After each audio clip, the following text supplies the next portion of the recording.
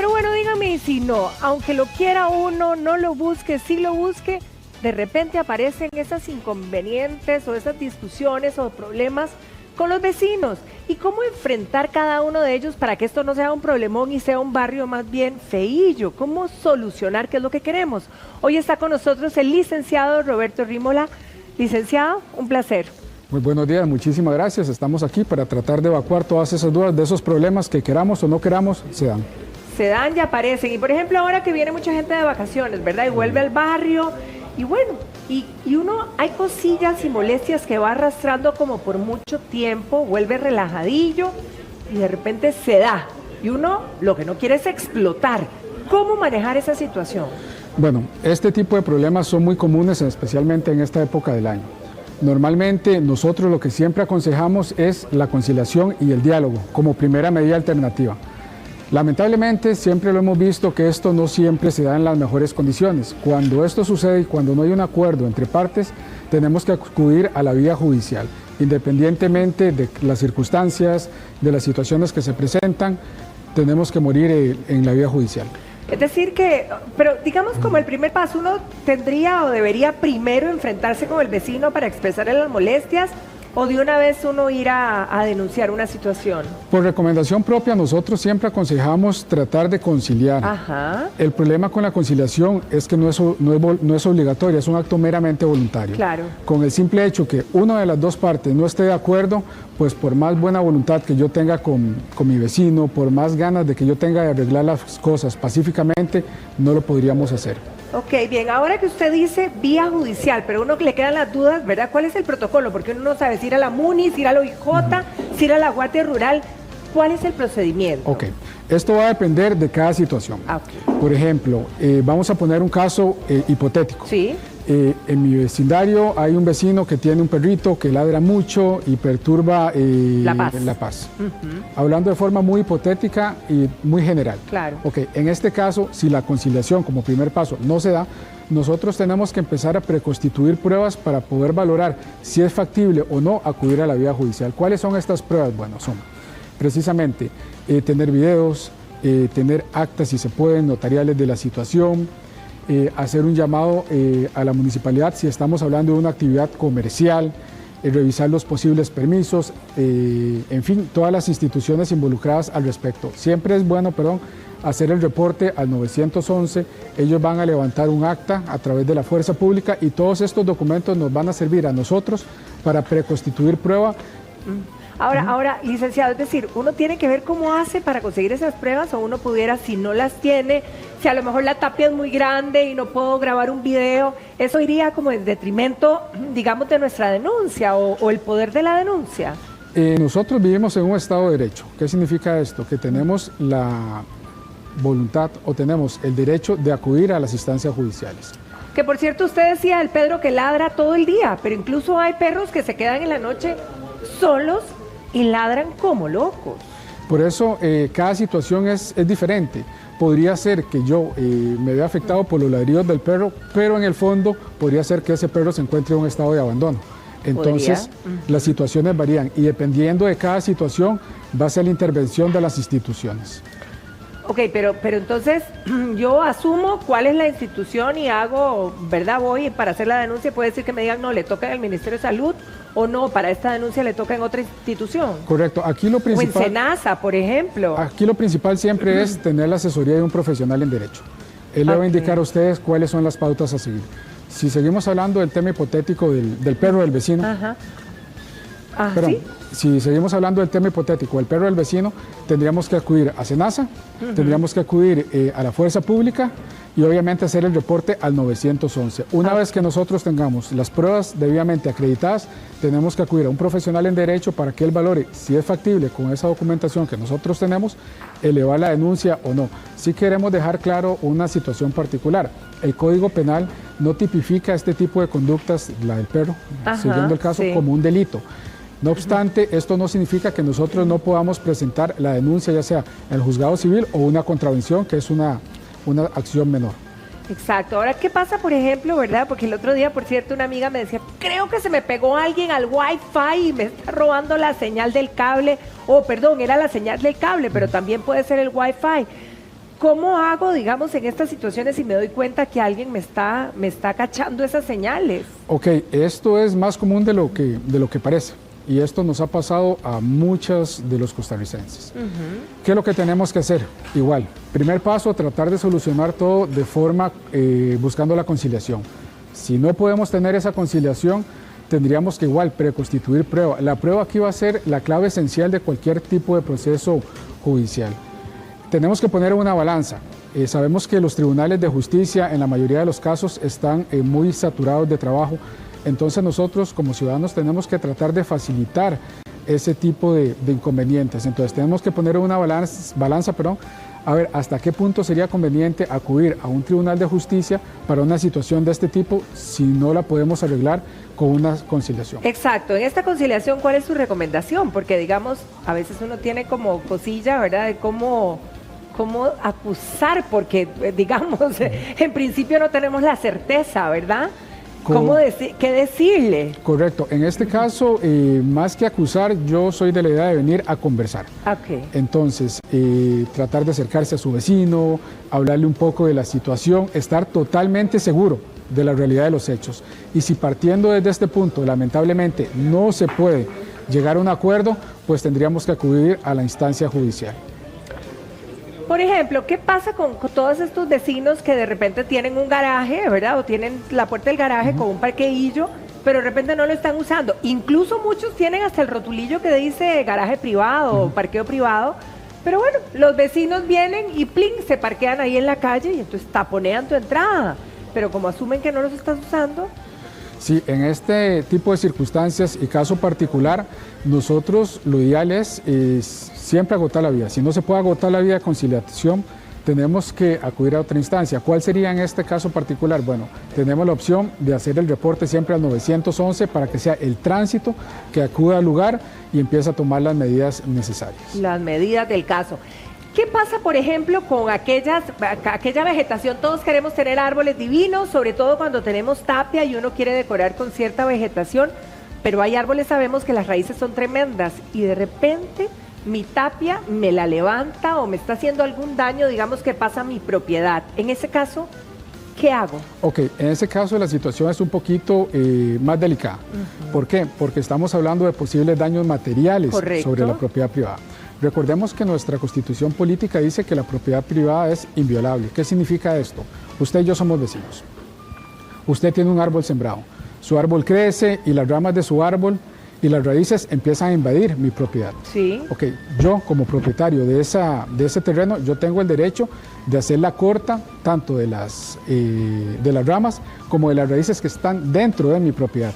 No obstante, sería bueno a través de un notario público levantar un acta para constatar el posible daño que ha venido causando, no solo digamos esas ramas, sino las raíces que podrían estar tambaleando los cimientos de mi casa, pero eso ya sería un proceso judicial aparte. Judicial, pero digamos, si me hace daño la tapia, ¿dónde recurro de primero? ¿A la MUNI? ¿A dónde? No, en ese caso habría que valorar primero planes reguladores de la zona. En la municipalidad. Exacto. Todo esto es para preconstituir prueba, pero la instancia correcta es la vía judicial a través de un proceso sumario. La vía judicial. Correcto.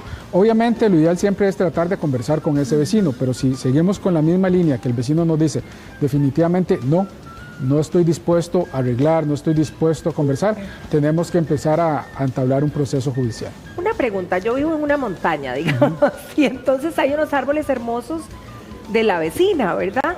Pero claro, los árboles me tapan exactamente toda la vista y muchos de esos árboles se han metido a mi propiedad. Ahí, digamos, por el momento me parecen hermosos y divinos, pero me da miedo que en algún momento se caigan los árboles encima de mi casa. ¿Ahí tengo que esperar o qué pasa? Ahí tenemos que valorar diferentes factores. Por ejemplo, depende del tipo de árbol, porque recordemos que hay árboles que están protegidos. Entonces, si usted los trata de cortar o su vecino incluso estaría incurriendo en un delito. Entonces, suponiendo que no son este tipo de árboles y que las ramas están dentro de mi propiedad, yo sí podría cortar lo que está dentro de mi propiedad. El problema es que si el árbol es muy grande y esas ramas crecen desde el tronco y es muy difícil que caigan, que yo las pueda cortar, ahí tendríamos que conversar directamente con el vecino, dejando claro y entendido que cualquier posible daño que o generen, el vecino va a ser el responsable directo de los mismos. Ahora, ¿qué pasa, por ejemplo, cuando la gente construye o simplemente tenía su casa a la par de la mía y ¡chap! Chuculum decidió hacer una tapia o, ¿verdad? O algo de vegetación, un seto, qué sé yo, pero se corrió un toque y está invadiendo mi propiedad. Ok. Y ya está construido. Sí, para ese caso tenemos que acudir de nuevamente a la instancia judicial a través de un proceso que se llama un interdicto. Esto se realiza con el fin de demostrar ya sea una mejor posesión, una restitución de la posesión o una rectificación de los linderos.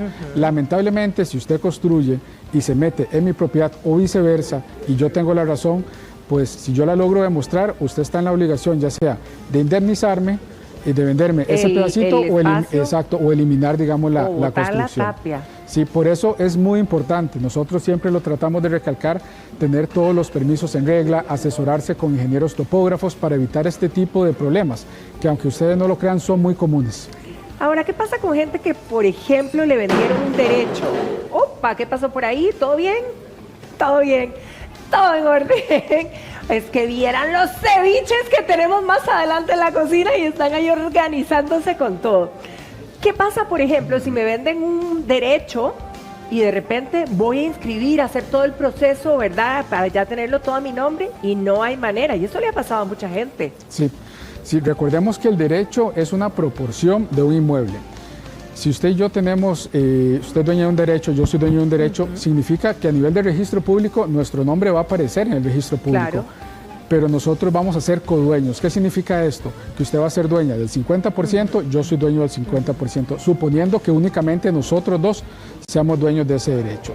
Con el tema de permisos de construcción, con el tema de pago de impuestos municipales, vamos a estar en una copropiedad. Correcto. Es decir, vamos a tener los mismos derechos y obligaciones. Si nosotros queremos vender la totalidad de la finca, tendríamos que firmar las dos partes. Ahora, ¿qué pasa, por ejemplo? Vámonos a otra cosa y volvamos a los animales, porque ahora nos encanta a todos tener mascotas y nos encanta tener perros y es divino. Por lo menos yo lo disfruto tremendamente, pero hay algunos perros que son como más bravillos, ¿verdad? Y de repente tengo chicos, salen mis chicos a la puerta y el perro le persigue, se siente el chiquillo pues amenazado, con miedo a los perros. En esos casos, ¿qué puede verdaderamente hacer uno? Porque qué pánico que le pase a alguno algo, ¿verdad? Sí, correcto. Recordemos que en este caso el ser pensante no es el perro, es el propietario. Exacto. Entonces, la responsabilidad tiene que ser del propietario, tiene que tener un buen cuidado del animal y va a ser responsable de todos los posibles daños que esto genere. Si en el vecindario se está presentando este tipo de situaciones, nosotros lo primero que tenemos que hacer es hacer un reporte al 911. El 911 es lo primerito en una situación como esa. Correcto, el 911 va a pasar ese incidente a la fuerza pública. La fuerza pública se va a personar al lugar. Normalmente la fuerza pública va a levantar un acta sobre la situación que se está dando. E igualmente nosotros podemos hacer la denuncia a SENASA directamente. ¿Por qué?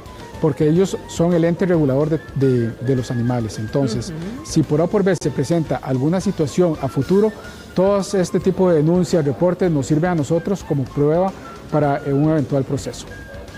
Sí, usted sabe que a nosotros nos pasó que estaba mi sobrina pequeñita y salió con el perro y mi vecina tenía 2 Rottweilers. Y vean, se comió al perrito, lo mató y lo hizo trizas, pero... Y me duele en el alma, pero imagínense si hubiera agarrado a la beba que tenía 1 año y medio, o sea, fue cuestión de segundos. Sí. Entonces, sí es importante también hablar con los vecinos si están en situaciones de estas, si tienen hijos pequeños, para prevenir, que es importantísimo. Ahora, ¿qué pasa, por ejemplo, cuando vemos que en el vecindario, y uno dice, ¿hasta qué punto me involucro o no? Pero sí, pasan, por ejemplo, adultos mayores en soledad todo el día y adultos mayores que tienen, digamos, dificultades, ¿verdad?, para estar solos. Sí, en esto lo más sencillo que hace la gente siempre es volver a ver a otro lado y eso no debería ser así. Sí, porque uno dice, ay, no me corresponde o no me quiero meter en lo que no me importa, pero al final es humanidad. Correcto, y todos vamos para allá. Si no soy yo, puede ser mi abuelo, un familiar, un amigo. Aquí nosotros tenemos que ser buenos vecinos. ¿A qué me refiero?